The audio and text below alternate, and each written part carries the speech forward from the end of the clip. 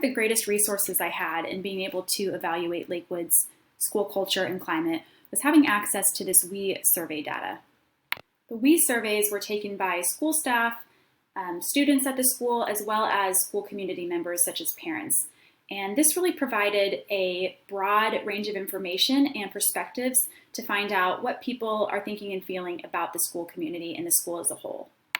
So what's really nice about these WE survey data results, especially as someone like myself who prior to digging into this wasn't really familiar with these type of surveys, is that it gives us some information about it and lets us know, where this data and research came from, and just gives us background information so we can better understand how to interpret this information. And I found that really useful to read before I even got to the data that's in the report. Another piece of information that I think is really helpful is the demographic information. I think anytime you're looking at survey results, it's important to understand who took these survey results. So for this one, for example, it was a staff survey, so we can see how many years working in schools do the people that took this survey have, how many years working at this particular school. So I think some of these are definitely relevant when you're thinking about and interpreting those results. So I'm just going to do a quick scroll through here so you can see the different sections, but it breaks down the different questions into those different categories noted above. So you're going to see questions that relate to rigor, and then as you keep going, you'll see questions that relate to relevance of the curriculum and instruction, and then you'll see questions relating to relationships, and then I believe the final piece is looking at questions related to leadership. So I think that's really helpful that it breaks it down in that way. So then just to show an example of one of the questions and what this data looked like, this first question said, staff are expected to use a variety of instructional strategies to help students learn. And in this case, the staff was in total agreement with that. And then what I think is really helpful though, is it breaks it down into, so you can see what percentage strongly agreed, or perhaps undecided, disagreed, or strongly disagreed. In this case, 100% were in agreement. But what I noticed in looking at the results of all these other surveys is that on a lot of questions, you might see that a lot of the staff are in agreement, but not all. So for example, let's say 85% were in agreement. And I think our inclination when we see that data is to then think automatically that 15% are in disagreement.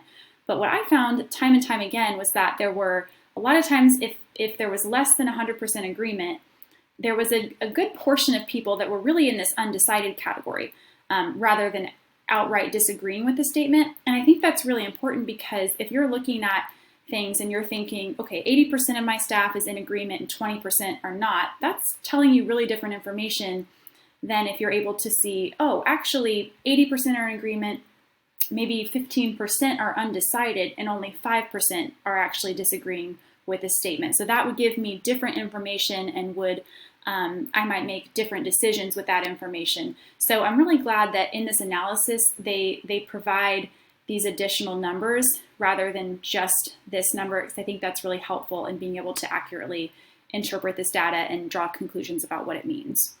Another survey that I looked at was the community survey. So this would have been parents from this middle school that took this survey.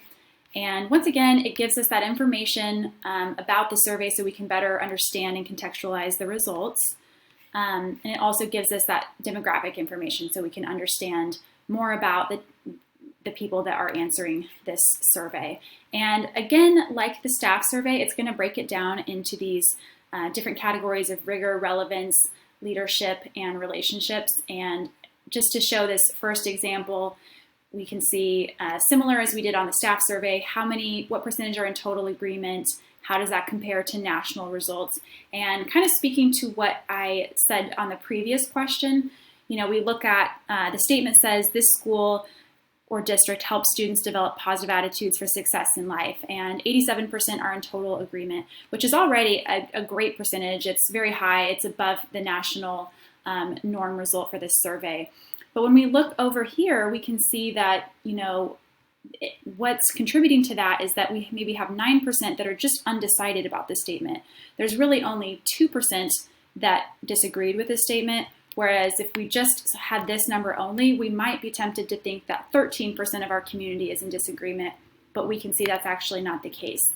And then I think there's multiple ways you could interpret this, but one thing that sticks out to me is I would wonder if maybe some of the people that marked undecided might be really new to the community. Maybe they've just moved here, they haven't been here long, and they weren't sure if they could be in agreement with this outcome, and so they just marked undecided. So I think that's a way to interpret it. But again, just an illustration of how this information is helpful when we're really looking at these results.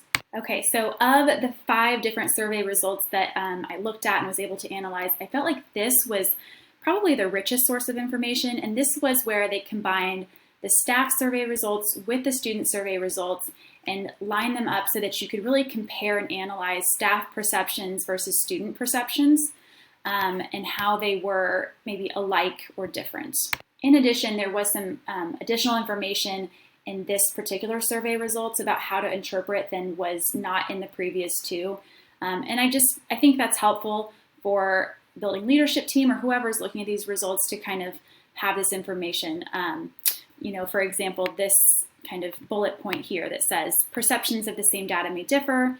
This is not only common, but a healthy starting point for dialogue and growth. So kind of letting you know that it's common to see discrepancies in perception. It doesn't mean it's a huge red flag, it's just a starting point for dialogue. I also liked these analysis questions, and I used them when I was doing my own analysis. But again, for a building leadership team to consider, okay, of all these results that we see, what were maybe some of the top ones that surprised us in a positive way? I think another thing to ask yourself is maybe, was there anything on here that surprised us in a way that was maybe disappointing, where, we would want to dig deeper and look at, is there something we need to improve in this area? So just to show one example of what this comparison and analysis guide looks like, I'll start with this first question related to rigor. And it shows you what the teacher question was and what the student question was. And as you can see, they're not the same question. It's asking it in a different way, but they're kind of getting at the same thing. So on the teacher question related to this particular component of rigor, it said, in my class, students discuss and solve open-ended questions and problems. And almost 88% of staff was in agreement with this. And then the student question to that was, in class, we discuss and solve problems that have more than one answer. And 79% of students agreed with that. So then it shows you the percentage gap. There's about 8% difference in what staff and students were saying. And then I like this because it's telling you, is this there's an 8% difference, but is this considered more of a discrepancy in perception or a similarity? And as you can see in this case, that's considered a similarity. So, but as we scroll down, you can see there are things that maybe have larger percentage point difference where we consider that to be a discrepancy in maybe what students are thinking or how they're evaluating something versus the staff. So then there's 2 additional surveys that are similar to ones I've already gone over, where it's the whole staff survey compared to the one I shared earlier was just instructional staff only, and then how the student results are broken down just by themselves. Over here are just some notes I took when I was looking through all 5 of these survey data and just looking at, the different results we saw and what stuck out to me as something to analyze further and ask questions about, or just were otherwise really interesting. And these were things that, I can have my guesses about why the results came out the way they did, but I know that while the We Survey data is a great tool, it is just a tool. We have to kind of contextualize those results into knowledge about the school that I don't have, but certainly the school principal and other staff would have. So this allowed me to just think about and analyze in a deeper way, as well as talk with the school principal about what I saw in the data and his thoughts on why those results might have been that way. So overall, I was really able to take a lot of information from these We Survey results, and I just think that they are such a valuable tool in being able to assist you as an administrator and a building leadership team in really analyzing the school culture and climate.